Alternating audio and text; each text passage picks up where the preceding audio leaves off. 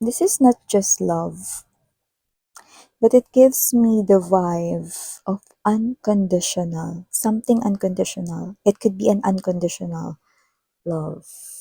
Yeah.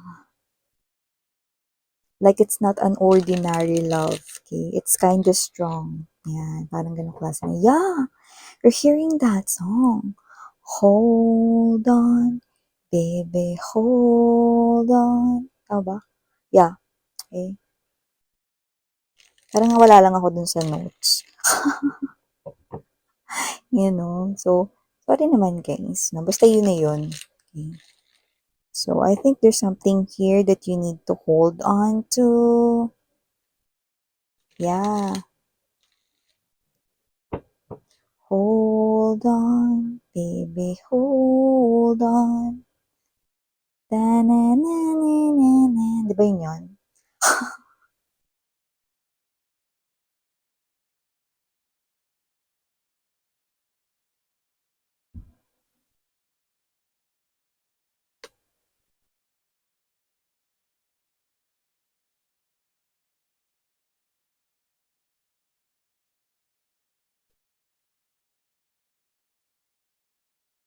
No. You see, we have here the King of Cups and the Queen of Cups, but right at the middle or at the heart of this reading is literally a heart, okay? But with three of swords, energy. So I'm gonna explain it to you later. So let's keep moving. Excuse me.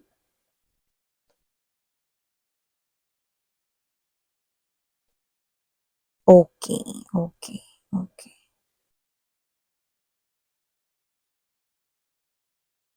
Okay. So, bottom of the deck, we have here for you guys the Three of Cups energy, the Three of Wands energy, and the Four of Wands energy. So, you could be seeing a lot of number threes or angel number 333, or this person here could be seeing 333. Yan, no? So, a lot of number threes, pwede ring single na three. Yan, no? Just take how this resonates. So, wala po tayo ditong gender, babae, lalaki, LGBT, lahat welcome. Pwedeng pagpalit-palitin yung roles dahil isa naman itong general reading. And at the end of the day, all of you guys, you have your free will na malaya mong gamitin anytime, anywhere.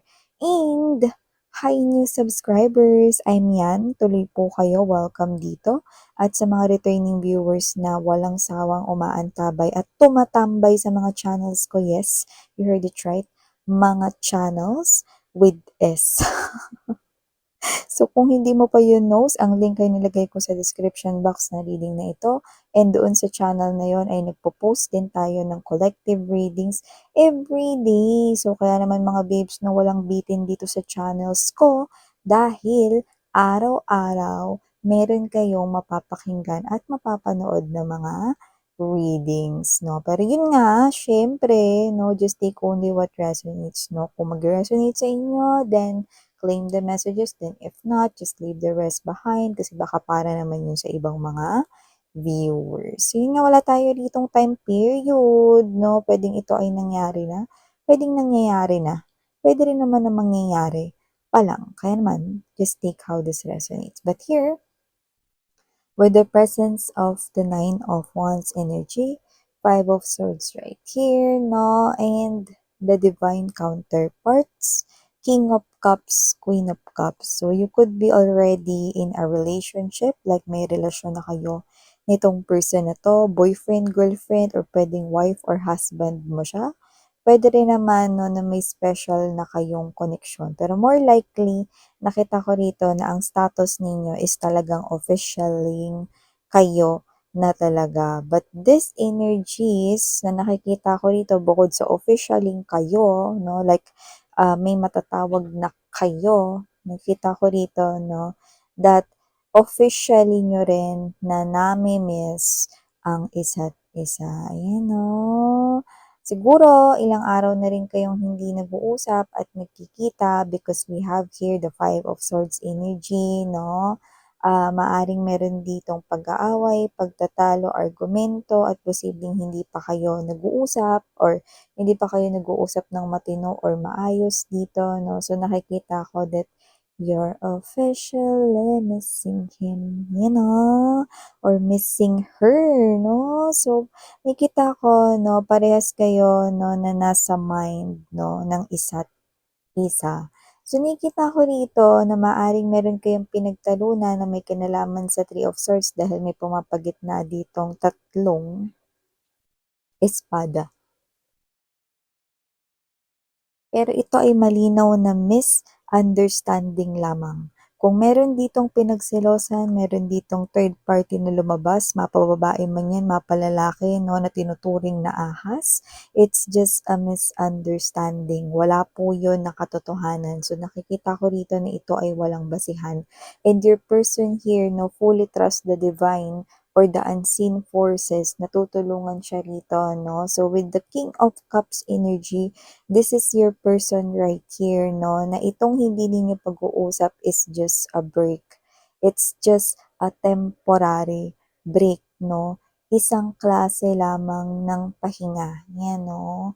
Para sa inyong dalawa, no? Parang ito lang ay isang break, pero hindi kayo magbe-break or hindi kayo maghihiwalay dito na dalawa, no? With the Ace of Swords energy, yan yung alam niya sa loob-loob niya na kahit na hindi kayo nag-uusap ngayon, kahit na meron kayong itinayo na boundary sa isa't isa, kahit na meron kayo ritong pinagtalunan, pinag-awayan, argumento, issue, or concern na lumalabas, nakikita ko rito na anuman tong challenge na to ay hindi dito pinanghihinaan ng loob ang iyong person. No? It's like the truth shall prevail here with the Ace of Swords energy. No? Hindi siya rito confused. No? I love your person's energy kasi hindi po siya rito confused. And at the same time, with the Seven of Cups in reverse position, this person right here, nagtitiwala rin siya rito sa pagmamahal mo sa kanya because this person clearly knows that you will love him or her so much, yes, so much,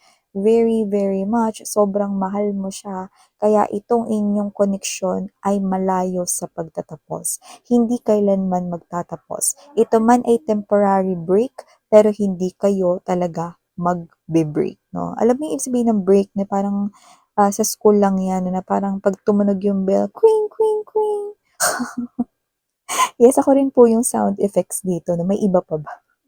So, yun, no? Kunyari tumunog yung bell sa school, na ibig sabihin nun, recess na, lunch na, 'di ba? Pero pagtapos ng recess, pagtapos ng lunch, tutunog ulit yung bell, 'di ba? Ibig sabihin, balik na ulit sa klase. Ganun lang, no? So your person here is thinking that it's just a vacation, it's just a break, no, na kailangan ninyo, no? So dito, your person right here is just trusting the divine unseen forces, the universe, the angels and guides, no, and the cupids, no, guarding this love connection ninyong dalawa, no, na hindi siya rito na panghihinaan ng loob na anytime soon, magbe-break talaga kayo for good, hindi, no. This person right here is clearly just telling himself or herself that this is just, okay, a pahinga upang matagpuan nyo ulit ang inyong mga sarili sa piling ng isa't isa. See? Your person here clearly trusts your heart. Alam niya yung nasa loob ng puso mo dito, no? So, ganun talaga sa relasyon, no? Meron talaga ditong mga energies na may mga situation kayong kakaharapin na mag-aaway kayo, magtatalo kayo, magkakatampuhan kayo, no? And yeah, kung ano man ito, no? Meron din kasing umaaligid dito, no? Either sa'yo or sa person mo na medyo matigas yung balat. Siguro talagang may gusto yon either sa'yo or sa person mo, no? Kaya parang gumagawa rito ng mga pagpapapansin na paraan. Pero gayon pa man, just take only what resonates. No? This is just a temporary break, no? And yeah, with you embodying this Queen of Cups energy, this is you. Clearly, kitang-kita ko, sobrang mahal mo yung person mo. Tama siya. Okay? And you also know that your person loves you so much. There's a big part inside you telling that it's not true. And yeah, you're right. because whatever issue, concern, whatever challenge it is, this is nonsense, sweetheart.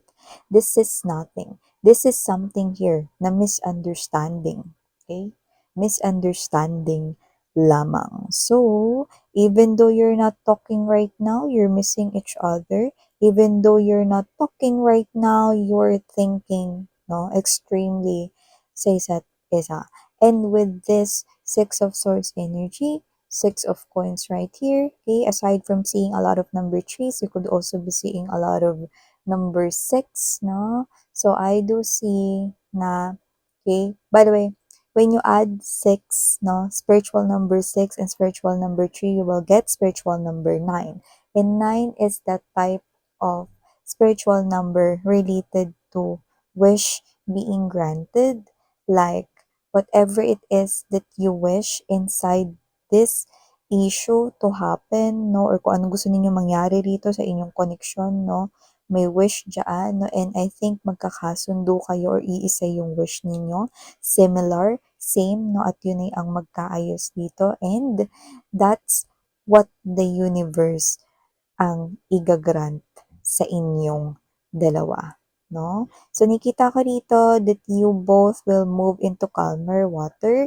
So, patuloy pa rin kayo rito magbibigay sa isa't isa hanggang sa gusto ninyo. Ano? So, tama nga talaga yung person ninyo, no?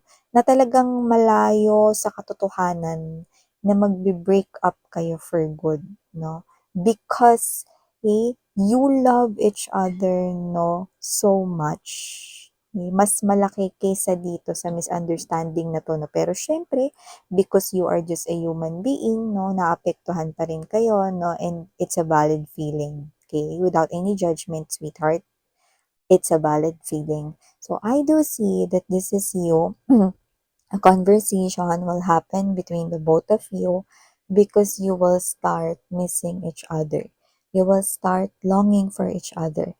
You will start, to miss yung presence, and you will start na makaramdam ng scared kayo, na afraid kayo, no? So, I think, no, that's why my throat chakra is really reacting right now. It is because both of you really wants to speak out that you both do not want, okay, I mean, na maghiwalay dito. You both want to speak each other's truth.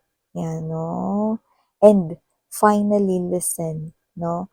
Sa explanation ng bawat isa. So I do see that there will be a heart-to-heart talk or a heart-to-heart conversation wherein truth shall prevail and everything will be cleared right here. And in the future, I do see that with the Three of Cups energy, there will be a union. It's like your love, no, the vow, kasi I think there's a promise, no, na I do not know kung nung nag-umpisa ba kayong magkarelasyon yan, may pangakong nasabi sa isa't isa, no, or meron kayo rito iba mag-asawa na maaaring pangako sa harap ng simbahan, no, yan. Pero yung mga mag-boyfriend-girlfriend, pwedeng may pinangako kayo sa isa't isa, no, pwedeng nagsisimula or magsimula pa lang yung inyong relasyon, no, or right at the middle of your relationship. Basta there's a promise here, no? And parang ito ay renewal nung promise slash vow ninyo sa isa't isa, no? So I do see that in the future, if you are just boyfriend and girlfriend right now, there will be a marriage, and that marriage right here will be the symbol and start of you being together for a lifetime. So you will be each other's partner and support. Yan, see? So, hindi nga talaga kayo maghihiwalay. You are both right, no? Alam mo, your love for each other is talaga namang bigger, no? Kaysa dito sa mga walang kwentang bagay, no? So, this is just nonsense right here, no? Alam mo, importante talaga sa connection ang mag-usap. Okay? So I do see that everything right here will be fixed, repaired, everything right here will be cleared, and justice, truth will definitely set this relationship free from this Three of Swords energy. So, nakikita ko rito na kung kayo man ay mag-asawa rito, no, yeah, this relationship will never fall apart. Okay? Will never, ever fall apart. You know? So, nakikita ko dito that in the future, mas titibay pa because 11-11, no? This is full support, no? Yan ay pantay-pantay na parang paan ng mesa. 'Di ba? Sa harap ng mesa 'no, is nandun yung pamilya, kumakain ng sama-sama 'no. So, I think you will definitely have this mas compact or mas compact 'no at, mas may impact ngayon 'no sa inyong dalawa yung importansya ng pamilya, you know. So, you will both create a happy family together with this person right here 'no, at kung kayo man ay mag-asawa na, I'm seeing na meron ditong paparating 'no na bagong birth of a child or there could be pregnancy right here no? So there could be a added member or members of the family no so nakita tayo ng ganyan and for those naman na boyfriend girlfriend right now no and there is definitely a marriage line right here okay you will both have okay a child or children with that person so LGBTQs of course welcome din kayo no you're good to be together and you will spend yung time ng isa't isa ng magkasama kayo hangga't gusto ninyo. Yan o. Hangga't gusto ninyo, go, go, go lang mga beams. No, go, go, go. Yan o. So, see? Parehas kayo rito, no? Kahit ano talaga mapaglalampasan, no? Basta mahal ninyo yung isa't isa. At syempre, tiwala. Pinaka-importante. Kasi kahit may pagmamahal pero walang tiwala, wali, di ba? Dito kasi nakita ko, hindi sa wala kayong tiwala, kundi it is because you are just a human being. Hindi ka robot. So, naapektuhan ka rin. Okay? Kahit may tiwala, naapektuhan pa rin. Okay? Because you have emotions. You have feelings. Diba? So, it's okay. It's alright. This too shall pass. Okay? So, yata yung mga mensahe nakuha ko for you guys. Thank you so much and again, Amen. Please do check out other channel if you're interested na tumambay. Sarang iyo, love and light. Anya!